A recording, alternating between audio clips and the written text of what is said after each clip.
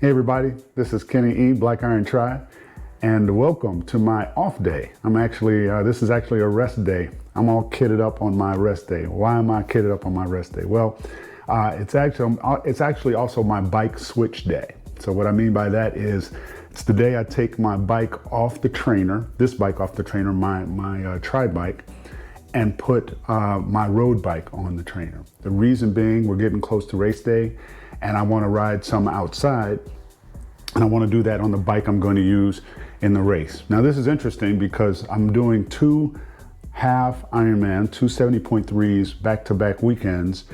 One is in Panama City Beach, which is pretty flat, so I want to use my tri bike, and we'll get into that some other time or later. But the one after, the one in Chattanooga, I'm going to take my road bike. And the reason is because my road bike is lighter and it is geared more for climbing. And there's about, I think maybe 2,000 feet, 2,500, I don't know, somewhere in there of climbing in the Chattanooga race as opposed to Panama City Beach. So I will actually be taking my road bike to that one. But the race I'm really trying to do extremely well in, or my best in, I should say, is Panama City Beach. So I'm gonna take this bike, take my tri bike off the trainer today. But before I do, I wanted to delve into my indoor training app. And there's some differences between the two bikes, not much, but I wanted to show, I got some questions about some of the data on the screen. You know, I've been doing this so long. I think I've been a member of Zwift since 2015. So it's over 10 years I've been a member of Zwift. And I still am, although I don't use their riding app anymore. I use their running app. But I've switched over, as far as riding apps, to an app called Training Peaks Virtual. Now, to give you a little bit of background, from my understanding, is that one of the primary engineers that helped to develop Zwift was also developing his own riding app kind of in the background. He had a private subscription you could belong to, which was free, but not everybody knew about it. But he basically designed Zwift for the most part, is my understanding. Well, long story short, Training Peaks grabbed this guy up and his tech, and they have offered a very Zwift-like experience on Training Peaks called Training Peaks Virtual. And that's what I've been using for the last year or so. It is a paid subscription if you are not a Training Peaks Premium member. I'm a Training Peaks Premium member, so I get Training Peaks Virtual for free, which financially just made better sense. I get the app. It's very close to Zwift just in terms of general functionality. It has some differences. We won't get into those differences. I'm going to focus on what Kenny's using for indoor riding app. And we'll look at the data on the screen because there's a lot of stuff up there. One viewer referenced it at one point as an eye chart. And I guess where I'm going is I've been doing this for so long that I don't think about that people looking at it for the first time might not understand everything that's going on up on that screen. And so I wanted to take a couple of videos here of the screen as I'm riding to explain some of the data and how it's used in my riding. One side note I will point out is that I don't generally ride against other riders. There are programs in Training Peaks Virtual in Zwift where you can register and they get all your proper information regarding your weight and what have you, and you can compete against other riders. I have not done that. I don't know why it doesn't fit into my training plan, frankly. If there's ever a dead time where I'm on not on a specific plan or something, I may give it a shot, but I don't do that. That said, that information becomes even more important because it is how the app measures you against other virtual riders.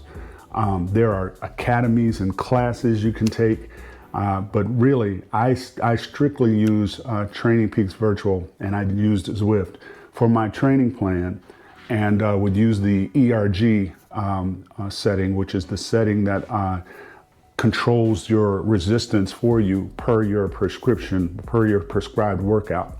And that's primarily how I use it. So that's what I'll be explaining today. I'll talk about the data and talk about some of the small differences between bikes and what I can have the settings on. So I'll start there. We'll go ahead and kick it off.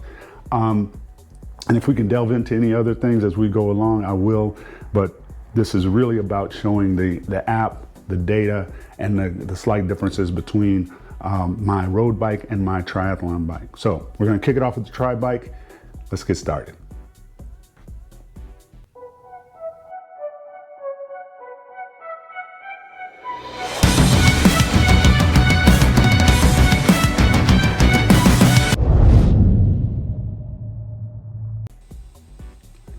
So here we are on a typical ride. Well, not so typical, this was a tough ride.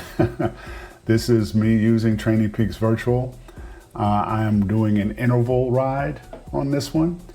And why don't we cover real quick from a high level what you're looking at here on the screen, other than me. That is me, a graphic of me riding a bike with my Pro Coach kit on. It's a pretty cool feature. If you join a club and you actually are a member of a training club, they have some of the club's kits available when you design your avatar, which is neat. So getting into the data, which is why we're here today.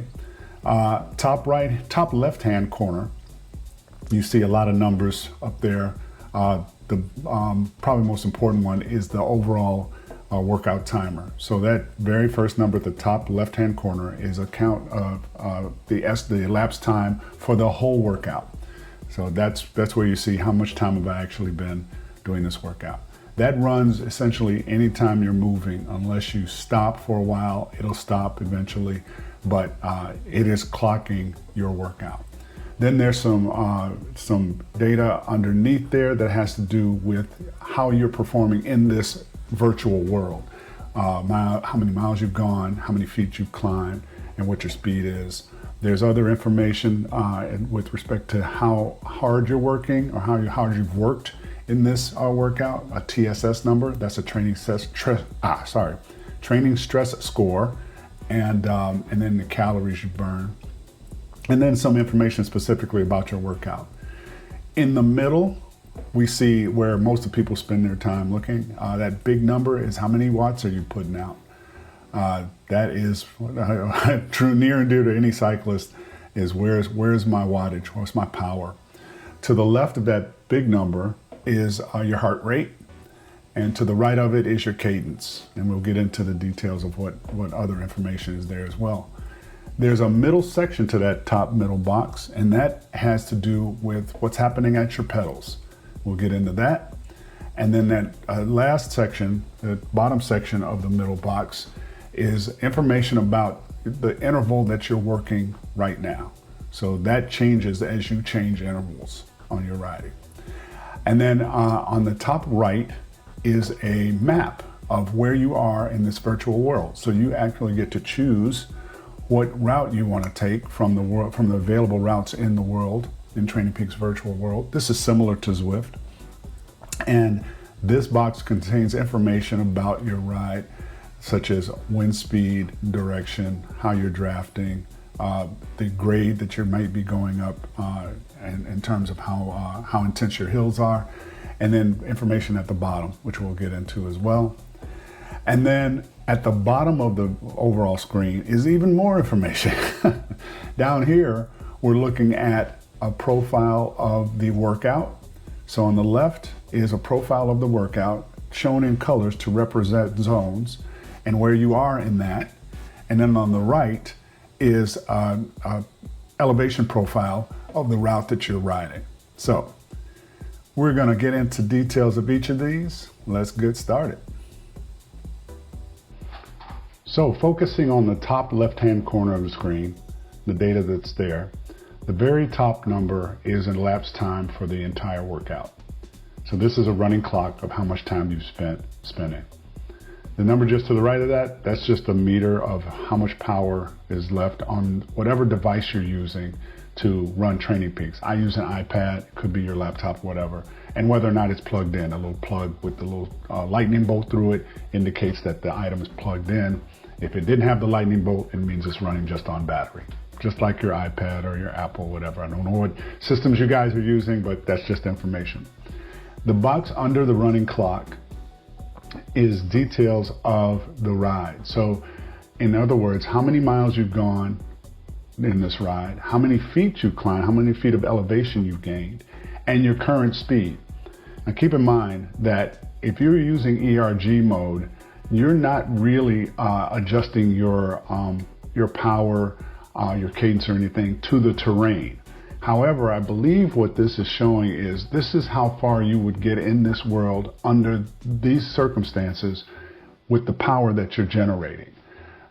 If you're not using ERG, then you would, of course, feel that, it would increase resistance when you went up a hill, things like that. Your speed would be accurately displayed. But again, this is showing if you're putting out X number of power, these are the numbers you're putting up in this world, even though you're not responding to the changes of the terrain and what have you. Under that box is a running count of your training stress score and how many calories you burn, or kilocalories to be specific about it. The training stress score, and I won't get into the definitions of all of these things. I'm just letting you know what's here on the screen. But the training stress score is a score used by Training Peaks to give you an indication of how hard you've worked over the course of several weeks of training. That's a running number. It increases or decreases depending on how hard you've been working, and it's a running total, I think, or running average of sorts over like the past 7 weeks. So it's not a snapshot, but each workout has a training stress score associated with it based on your fitness, based on your power, your FTP or whatever, and it calculates this is how stressful this workout was for you. And this, on Training Peaks Virtual, they show you a running count during the workout. So you'll know how close am I to meeting the number that the workout says I'm supposed to do. The thought is if you do a workout exactly the way it's prescribed, you will hit a specific TSS. But it's showing you that number real time as it's being calculated for the workout. And then the box underneath is a breakdown of the actual workout. So here it shows you what the title of the workout is, and this is taken directly from Training Peaks. So the title of the workout is Sub-Threshold Efforts Bike. The number under it, the 100%, you can adjust how much of the workout you're actually doing. And what I mean by that is 100% means you're doing the workout exactly as it's prescribed. If you're feeling a little tired and think you can't quite pull off what an exercise or workout is calling for, you can hit these arrows and make that percentage go down, and it will reduce the entire workout by that percentage. And I think you can go as low as 75% either direction, or I'm sorry, 25% either direction. So down to 75% or up to 125%. That will adjust the power numbers that you see in the workout breakdowns below. So they don't show you in warm-ups what your power is supposed to be. That's generally a range, and it does show you somewhere else on the screen, which we'll get into. But you can see the harder intervals and the breaks in between. They're showing you what your range of power was. When you're using ERG, they pick a number in the middle, and that's the number you go to hit. In this workout, my intervals were supposed to be between 235 and 250. What they're calling the in between there, or the midpoint, is 245, although that's not quite the midpoint. It's a little higher than the midpoint. But they don't do like 242 and a half watts. They're not going to do that, so they just round up when it falls on something odd like that. Every 5 watts is what I've seen using this. So that's a breakdown of what you're doing and how long. So you can see the intervals for 20 minutes at 235 to 250 watts. Then you get a 2-minute break, which I think fell at 140 watts for me on here, which is right in the middle between 125 and 155. And if you complete the interval to the satisfaction of the app, What I've seen is about you gotta do at least 98% of it. It's probably like 95% or so. But you get a white check mark. If you don't complete the interval to what's prescribed, the check mark it will be gray. It'll say you passed it, but you didn't do it all, or you didn't do any of it, depending on what you do. There is options to skip or to move forward, to tab forward, if you would, through an interval before it's over, as well as, lighten up the weight with these arrow numbers. But the app will say you didn't do the workout as prescribed, and it'll give you a gray check instead of a white check. All right, so that's the description of what's breaking down there. And then at the bottom of this top left-hand box is the time remaining. So this is a count up clock, or countdown clock, if you would, of how much time you've got left in this workout. Okay, I'm gonna hop over to the right-hand box only because it's kind of straightforward and give us a little bit more time for the middle box. But the right top-hand box is the route you're riding and the information about the route you're riding in the virtual world. At the top of that box, you see an arrow. That arrow is wind direction relative to you, like where you're facing. So my rider is in this picture is riding against this wind or towards this wind or whatever, depending on which way this arrow is. That is showing direction of wind, and then it shows how hard the wind's blowing. So what's the speed of the wind? 5 miles per hour. Draft is not used in this particular video because I'm riding in what Training Peaks Virtual calls Zen mode. I have no other riders riding with me in this world. There is, of course, riding with other riders. And in that case, if you're riding behind someone, you get a calculation of the draft that you're experiencing, and I should say enjoying. For those who aren't familiar with draft is where you sit behind another rider. When you're riding, even your car or any other train, truck, the number one thing pushing against you is wind resistance. That's what you're fighting more than anything else. And drafting allows you to cut some of that. So if you get behind another rider close enough, they're taking the brunt of the wind and you're enjoying a little less wind, which makes you have to work less hard to get the same speed. That's why you hear about pelotons. You see the Tour de France, everybody's bunched up. The people in the middle and the back of those packs, and you see a line of cyclists going down the street, whoever is not in front is enjoying a little less work. And the further back you are, if you're all close up, the more you get to experience a little less work. And so draft comes into play in races. I think it does show up if you're riding virtually, even if you're not riding with other people, even if you're not riding with those people. Just the fact that there are other riders on the road, you can catch a wheel and enjoy a draft, which makes you able to go faster with less power, as long as you stay behind them. Because if you get in front of them, then the draft goes away.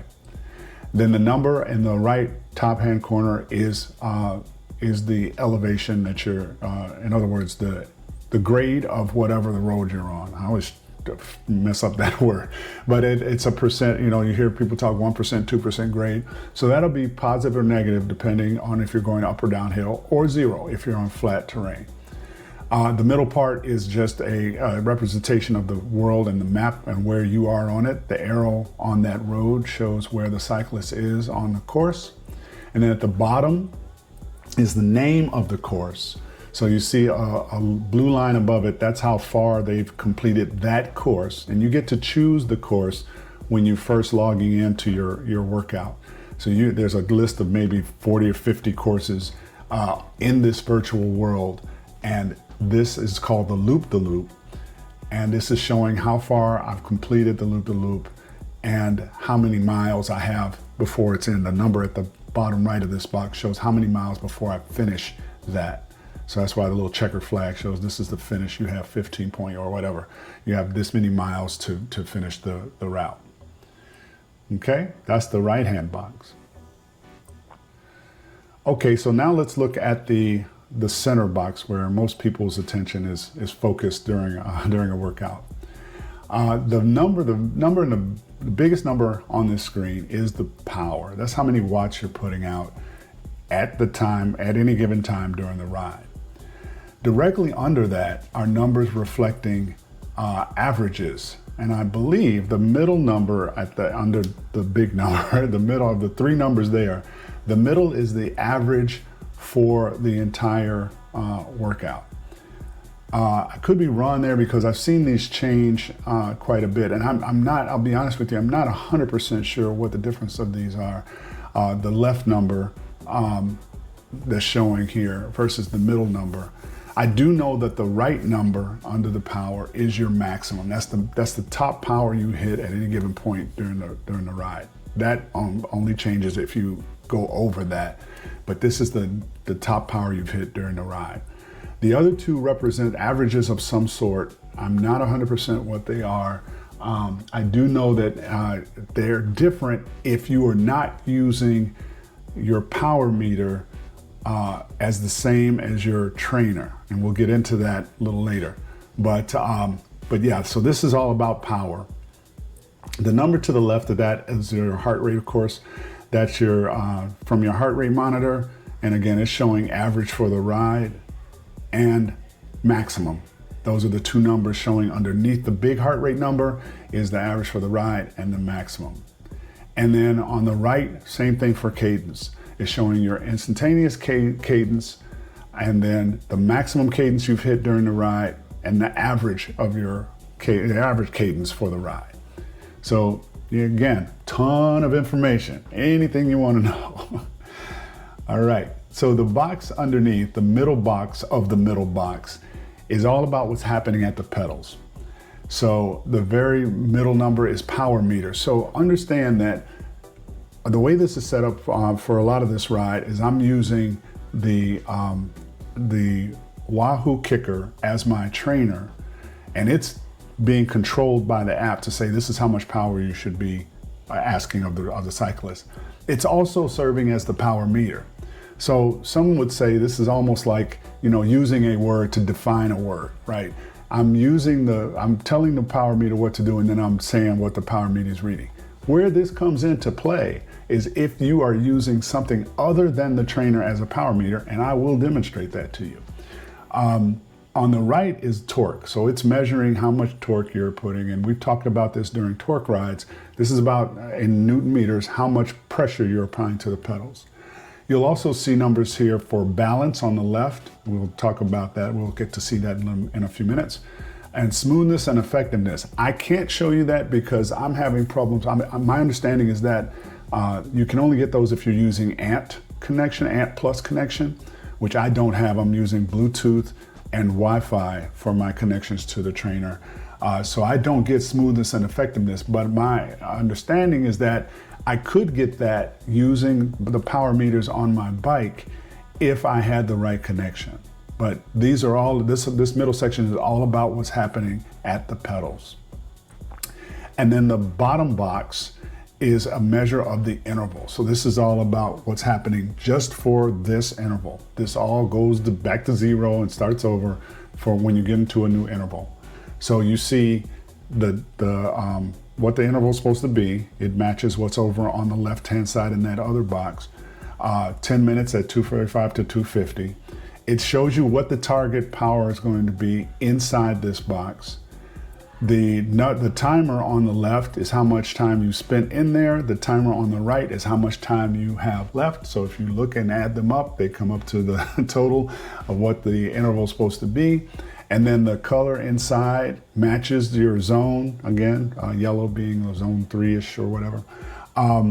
This fills up as you move along. So you have literally 3 different indicators of how far you are in this interval, how far you've gone, where you are in a graphical sense, and then how much you have left.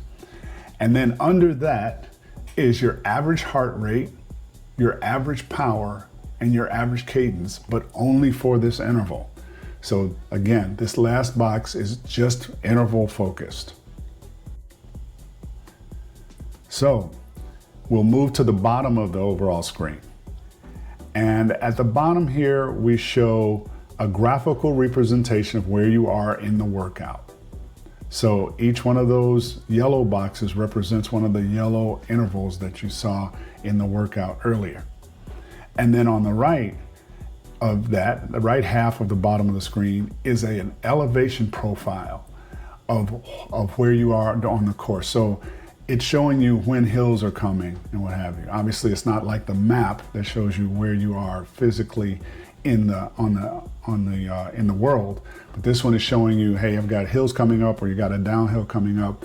Again, when you're using ERG, not a big deal. Your power is dictated by the workout. But when you're not using ERG, this can give you a heads up as to what you're going to be running into sooner than later. So just a little bit more detail about the graphic at the bottom of the screen. In this profile of your workout, you see a white line tracing the outside of the intervals. This is a representation of how you performed versus the workout. You can see here that the white line is very much on point with the workout, and that's because I was using ERG. So as long as I was maintaining the power being put out by ERG, it would trace the workout perfectly. If you were not using ERG, those lines would be a lot more jagged as you try to maintain a power to match the workout. It's very difficult to do that perfectly like this shows. So it would show jagged lines. And so where you fell off a little bit, the white line would drop below the top of the profile. And if you were over, it would go above the profile. So that's what that white line against the profile of the workout is showing. The vertical white line is where you are in the workout. And then the light blue line that's that's above the profile, that's a graphical representation of your cadence. So you can see if your cadence drops on or off. This is really interesting in the torque workouts because obviously you're using different cadences depending on the power being asked. But here you're just looking for something even. At least I am when I'm working out. You can see where it dropped out in the middle of the last rest or next to the last rest interval. That's actually where I got off the bike to change the camera to take video. It's a part of being your own cameraman. And then the red line is your heart rate. So you can see where your heart rate, how it's behaving versus the intervals real time during your ride. So again, no lack of information. Okay, folks, so in an effort to try to wrap this up, I did want to show you one more thing. Here you're looking at just the login screens when I'm starting a new ride. And on this page, you get to check your gear and your connections to make sure everything's working okay. You see a smart trader, your cadence, your heart rate for your HRM, your heart rate monitor, and your power meter. And in this case, the kicker is both the smart trainer and the power meter. So I talked about what would be different if you didn't use the kicker as the power meter, but instead use the power meter that's on my bike. In this case, it's a Stages power meter on my tri-bike. So I'm switching to my Stages. I'm going to connect it and pair it. So now when I do a test of the power meter, you'll see that there's a slight difference, maybe a lag if you would, between what the kicker is saying is a power and what the power meter is. And so some would say this is a true test of what you're actually doing versus what the trainer is saying you're doing. So you're not using a word to define itself, so to speak. So here you see it in the setup, and then when we go to an actual ride, get through all the ride stuff.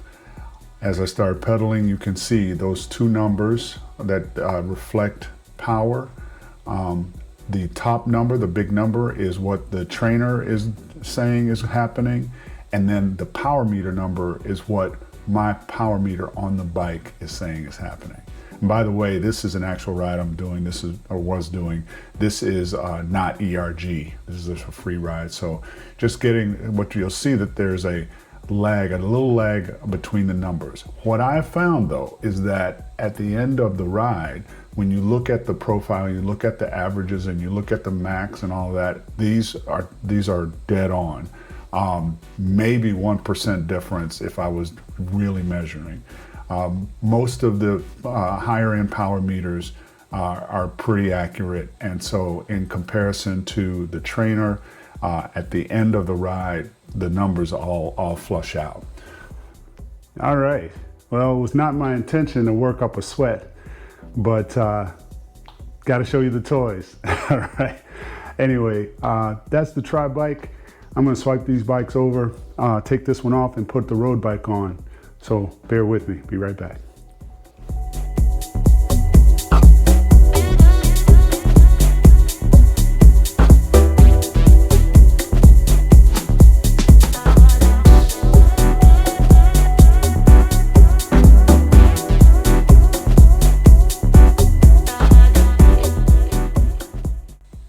So we've got the road bike on the trainer now, and on this road bike I'm running some Rally RS 200 power pedals by Garmin, two-sided, so both sides record power.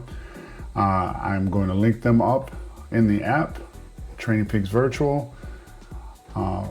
We'll pair them and use this as my power meter for this next ride. And as you can see, once they're connected here on this setup screen, I can, batteries are low. I have to deal with that. I can go ahead and run a test, and you can see again that those numbers are not in perfect sync between the trainer and the power meter. It's totally expected. Then we get into the ride. We see similar as we did with the stages, where the power being generated or requested by the trainer is not watt for watt in sync with the power meter. Also, I didn't bring it up on the recording, but we get balance numbers now with the stages and with the rallies, since we are using those pedals and the crank in the case of the stages as the power meter. We're also able to get balance, which is just a measure of how evenly you're distributing power between the two pedals. So when you see someone, I've never tried it, so I can't speak to it, but when you see someone on one of those rollers, freestanding, they've probably got really good balance, because I believe you need to have a pretty even power distribution to keep those bikes upright on those rollers, or at least to get it started for sure. Anyway, that should show you everything in terms of the differences between using the trainer as your power meter versus an outside power meter. Again, the numbers flesh out at the end of the day. These power meters are really accurate, and they match up on the power curve with the trainer pretty well. So that'll do it for the screens on Training Peaks Virtual. I hope that helps to clear up any kind of confusion you might have had about the screens. There is a lot of data, and depending on the ride, it all means something different. I mean, you pay attention to different things. Generally, I'm paying attention to power, cadence, especially on those torque rides, torque sometimes on those torque rides, and then the data on the mileage and stuff. That the mileage doesn't mean, the speed doesn't mean anything, because I can put my bike into any gear, which will change the effective number of times that the wheel is supposed to be turning. So on, like if I had a separate, like mileage on my watch, for example, because I also measure everything on my watch, it will measure a certain mileage, but it's measuring the number of times the wheel is supposedly moving around.